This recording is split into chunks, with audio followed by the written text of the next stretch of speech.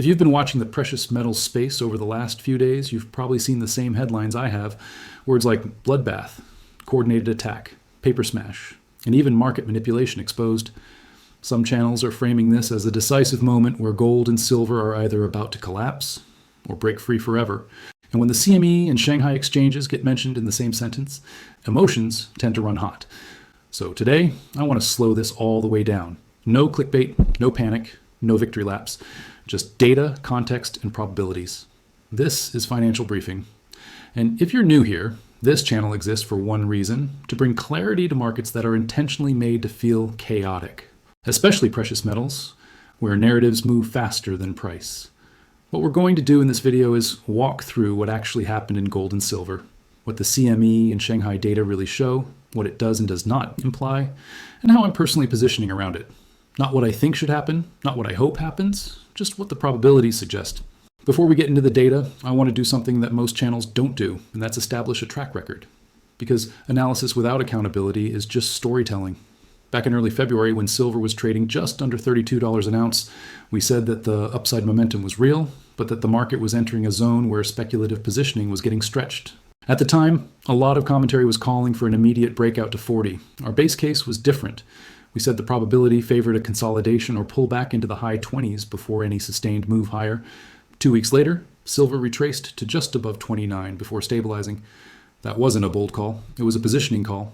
In late March, we also said that gold pushing through 2,300 wasn't signaling runaway inflation or imminent currency collapse. It was signaling strong central bank demand colliding with declining available float. We said the upside was real, but that volatility would increase sharply. Since then, gold has made new highs, but with multiple $40 to $60 intradays, reversals. That's exactly the kind of price action we expected. And just last month, when yields spiked and the dollar strengthened, we said silver would likely underperform gold in the short term. Not because the long-term thesis was broken, but because silver is still treated as a hybrid industrial asset during liquidity events. That relative underperformance is precisely what we've seen. I'm not sharing that to pat myself on the back. I'm sharing it because today's topic is emotionally charged, and when emotions are high, process matters. So let EES get into the first data point that EES driving these coordinated attack headlines. The first thing everyone is pointing to is the spike in trading volume on the CME during the recent sell-off in silver futures. Specifically, during a 48-hour window, silver futures volume exceeded 180,000 contracts, roughly 50% increase in volume, coinciding with a sharp price drop from the mid-34s to just under 31. On its face, that looks dramatic. And historically, yes, that kind of volume spike often coincides with either forced liquidation or aggressive short-term positioning. We've seen similar volume bursts during the March 2020 crash, during the 2011 silver peak and collapse, and during the 2022 rate shock. But here's the context that matters. In 2011, when silver peaked near $49, open interest was expanding into the sell-off. That told us new shorts were entering aggressively. In this recent move, open interest actually declined by about 7% over the same window. That suggests this wasn't primarily new short selling. It was long liquidation, funds reducing exposure. What it means is that leveraged players, particularly momentum-driven funds, were forced to de-risk as volatility picked up and margin requirements increased. What it does not mean is that the CME orchestrated a directional attack on silver prices. Exchanges don't need to coordinate to produce this outcome. Volatility plus leverage does the job on its own. Now let's layer in Shanghai, because this is where the narrative really heats up. The Shanghai Gold Exchange Premium, which measures the difference between domestic Chinese gold prices and international prices, narrowed sharply over the same period. It moved from a premium of roughly $40 per ounce down to under $10. Some commentators immediately frame this as evidence that China was dumping gold or suppressing prices alongside Western exchanges. But that interpretation misses something critical. Historically, Shanghai premiums compress when domestic liquidity tightens or when import quotas are adjusted. We saw similar compressions in mid-2021 and again in late 2023. In neither case did it signal bearish long-term intent from China. It signaled short-term inventory balancing. What it means is that Chinese buyers stepped back temporarily at elevated prices, allowing global prices to re-anchor. What it does not mean is coordinated selling pressure designed to crash the market. Now, the third data point, and this one matters more than most people realize, is the behavior of the gold-silver ratio during this entire move. As silver sold off sharply, the gold-silver ratio expanded from around 68 to nearly 75. That's a meaningful move. Historically, rapid expansions in this ratio occur during risk-off events, liquidity stress, or when industrial demand expectations weaken. In 2020, the ratio spiked above 120 during the peak panic. In 2008, it moved above 80 before reversing. In contrast, during genuine precious metals bull markets driven by inflation and monetary debasement, the ratio tends to compress, not expand. So what does this tell us? It tells us that the recent sell-off is more consistent with a liquidity-driven event than a structural breakdown or manipulation-led collapse. Silver is being treated once again as the higher beta asset. And that brings us to the fork in the road, because from here, there are multiple plausible paths forward. Let's talk about the bullish case first, because there is one, and it deserves to be acknowledged without exaggeration. The bullish argument rests on a few pillars. First, physical demand hasn't disappeared. U.S. mint sales, while volatile month to month, remain elevated relative to pre-2020 norms. Premiums on retail silver products have come down from extremes, but they haven't collapsed. That suggests end-user demand is intact. Second, central bank gold buying continues at a pace that would have been unthinkable a decade ago. While this directly benefits gold more than silver, it creates a monetary backdrop that supports hard assets broadly. Third, real yields remain historically high, but forward expectations for rate cuts later this year haven't vanished. If yields roll over while inflation remains sticky, precious metals regain a strong macro tailwind. And fourth, positioning has been cleaned up. When leverage longs are flushed out, it removes selling pressure and resets the market for more sustainable advances. Put together, I'd assign roughly a 25% probability to a bullish scenario where silver stabilizes above 30, rebuilds momentum, and retests the mid-30s over the next several months. But now we need to be just as honest about the bearish case. The bearish argument starts with the dollar. The dollar index remains resilient, not euphoric, but firm. As long as global growth outside the U.S. remains uneven, capital continues to seek dollar liquidity. Second, industrial demand for silver is not accelerating at the pace some projections assumed last year. Solar demand is strong structurally, but cyclical manufacturing remains soft. Third, speculative enthusiasm ran ahead of fundamentals. When everyone expects a breakout, markets tend to punish that consensus. And finally, technical damage matters. Breaking down through key moving averages invites trend-following systems to stay short or sidelined. In that scenario, silver could drift back toward the high 20s, potentially even testing the 27 to 28 zone without breaking the long-term bull structure.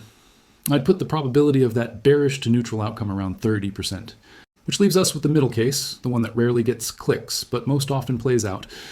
The most likely path, in my view, is choppy consolidation. Volatility remains elevated. Silver trades a wide range, frustrating both bulls and bears. Gold holds up better, supported by official sector demand, while silver rebuilds its base slowly. That's a roughly 45% probability scenario. And that's where I want to pause for today's first segment. When markets get noisy like this, one of the most useful things you can do is step backward in time. Not to look for perfect analogs, those don't exist, but to understand how similar dynamics have resolved in the past and where today genuinely differs. A lot of the language you're hearing right now around gold and silver feels familiar because it is familiar. Claims of coordinated suppression, exchange-driven price control, and final flushes show up repeatedly in precious metals history. Sometimes they contain grains of truth. Often they're framed in ways that obscure more than they reveal. One of the closest historical comparisons people are making is to the 2013 gold collapse. Back then, gold dropped roughly 28% over the course of the year, with two massive sell-offs in April and June. The April event, in particular, saw more than 400 tons of paper gold sold over a two-day window. That episode permanently scarred a generation of precious metals investors. There are similarities worth acknowledging. In both cases, you had elevated speculative positioning. You had sudden surges in futures volume, and you had narratives about large players overwhelming the market with paper supply. But the differences matter more than the similarities. In 2013, central banks were net sellers or neutral. Today, they are persistent buyers. In 2013, real rates were rising from deeply negative levels as the Fed signaled tapering. Today, real rates are high but expected to fall. In 2013, ETF outflows were relentless. Today, ETF flows are mixed, with gold ETFs showing signs of stabilization rather than capitulation. And crucially, in 2013, gold was coming off a decade-long bull market with widespread public participation. Today, public participation remains relatively muted. Most retail investors are either disinterested or traumatized. So while the mechanics of futures-driven volatility look similar, the macro backdrop is fundamentally different. Another comparison that comes up a lot is the March 2020 liquidity crash. In that episode, silver collapsed from around $18 to under $12 in a matter of days. Gold sold off initially, then rebounded violently. That was a true liquidity event, where everything that could be sold was sold. Today's move doesn't rise to that level. Credit markets are functioning. Equity volatility, while elevated, is not disorderly. Funding markets are stable. This is not a system-wide dash for cash. That distinction is important because it frames expectations. In true liquidity crises, metals often overshoot to the downside before reversing sharply. In positioning-driven pullbacks, the process is slower and more frustrating. Now, let's bring this into the present by looking across markets, because no asset trades in isolation. Start with gold. Despite the recent volatility, gold remains above its rising 200-day moving average and well above last year's highs. Even after the pullback, it's holding levels that would have been considered extreme resistance just 12 months ago. That's not the behavior of a market under sustained distribution. Now look at the dollar index. The DXY has been firm, but not explosive. It's oscillating in a range, rather than trending aggressively higher. In past periods where precious metals entered prolonged bear phases, the dollar was in a clear, sustained uptrend. That's not what we're seeing right now. Then look at the 10-year Treasury yield. Yields have come down from recent highs, but they remain elevated relative to history. This creates tension. High yields are a headwind for metals, but falling yields, especially falling real yields, are a tailwind. Right now, the bond market is undecided. That indecision is mirrored in precious metals. When you synthesize these signals, what you get is not a clear green light or red light. You get a yellow light. Proceed, but with caution. Now let's talk positioning, because this is where a lot of the fear narratives collapse under scrutiny.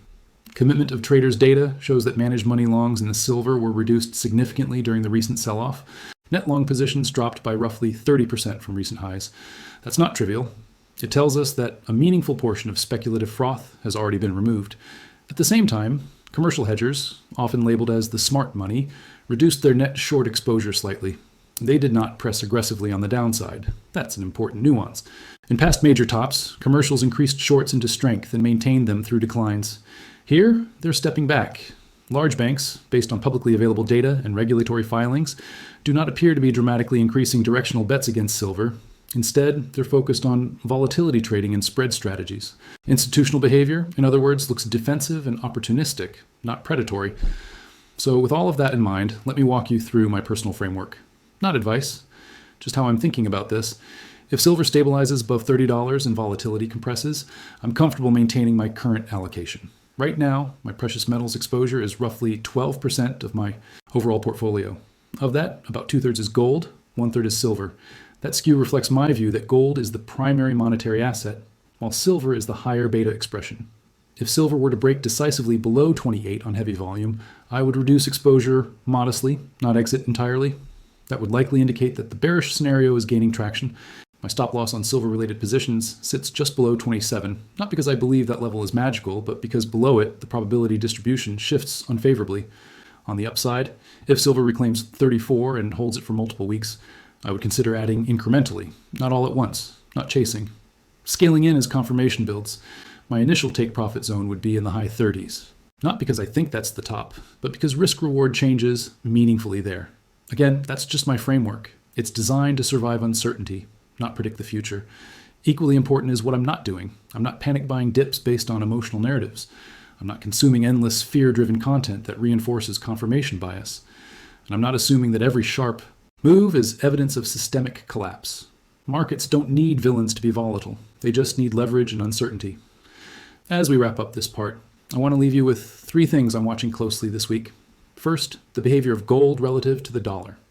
If gold can hold firm even as the dollar strengthens, that's a sign of underlying demand. Second, silver's ability or inability to reclaim key technical levels around 32 to 33. Failure there would suggest more consolidation ahead. And third, bond yields. A decisive move lower in real yields would change the calculus quickly. At this point, after walking through the data, the positioning, and the cross-market signals, it's worth addressing the emotional center of this whole conversation. Because beneath the numbers, a lot of the anxiety around gold and silver right now comes from a deeper concern. Trust. Many investors don't trust exchanges. They don't trust banks. They don't trust official inflation data. And when prices move sharply against expectations, it's natural to look for intent rather than structure. That instinct isn't irrational, but it can be costly if it replaces analysis. So let GS talk plainly about what a so-called coordinated attack would actually look like if it were happening in a meaningful way. You would see persistent expansion in open interest, During price declines, you would see commercial hedgers dramatically increase net shorts and hold them. You would see physical premiums collapse globally, not just normalize. You would see gold break down alongside silver, not diverge. And you would likely see stress in related funding markets. We are not seeing those things. What we are seeing is a crowded trade unwinding into a macro environment that is still unresolved. That doesn't make it painless, but it does make it familiar. This brings us back to probabilities, because that's ultimately what matters. Not narratives, not certainties, just likelihoods. As of now, I still assign roughly a 25% probability to the bullish scenario where silver resumes its advance and challenges the mid-30s in a sustained way.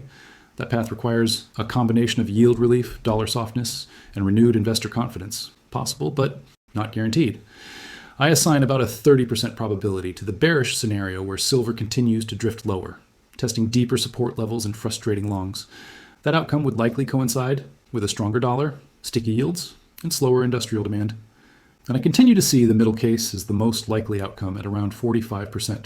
Range-bound, volatile, emotionally exhausting, a market that punishes impatience more than it rewards conviction.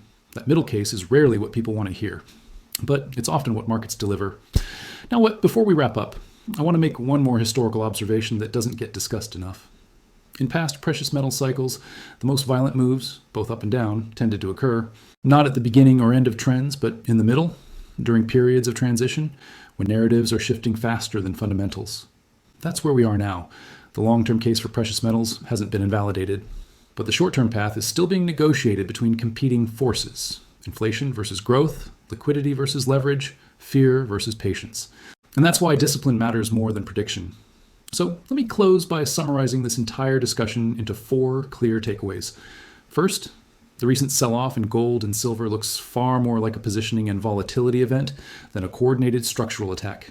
Second, silver's underperformance relative to gold fits historical patterns during periods of uncertainty and liquidity stress. Third, both bullish and bearish outcomes remain plausible, but neither dominates the probability landscape. And fourth, the most likely scenario is continued volatility within a broad range, rewarding patience and punishing emotional decision-making. If you found this kind of calm, data-driven analysis helpful, consider subscribing. This channel isn't about telling you what to believe. It's about helping you think clearly when markets get loud. That's it for today. This is Financial Briefing.